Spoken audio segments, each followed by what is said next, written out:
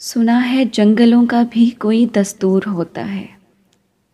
سنا ہے شیر کا جب پیٹ بھر جائے تو وہ حملہ نہیں کرتا، درختوں کی گھنی چھاؤں میں جا کر لیٹ جاتا ہے.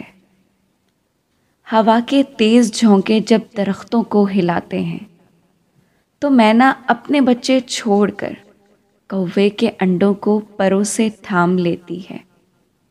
سنا ہے جنگلوں کا بھی کوئی دستور ہوتا ہے.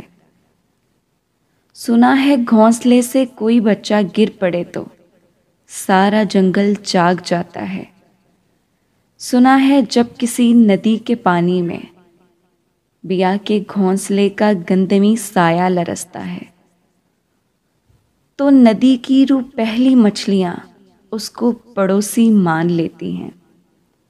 کوئی طوفان آ جائے، کوئی پل ٹوٹ جائے، کسی لکڑی کے تختے پر گلہری سانپ بکری اور چیتا ساتھ ہوتے ہیں. خداوندہ جلیل و معتبر، دانا و بینا منصف و اکبر، میرے اس شہر میں اب جنگلوں کا ہی کوئی قانون نافذ کر. میرے اس شہر میں اب جنگلوں کا ہی کوئی قانون نافذ کر.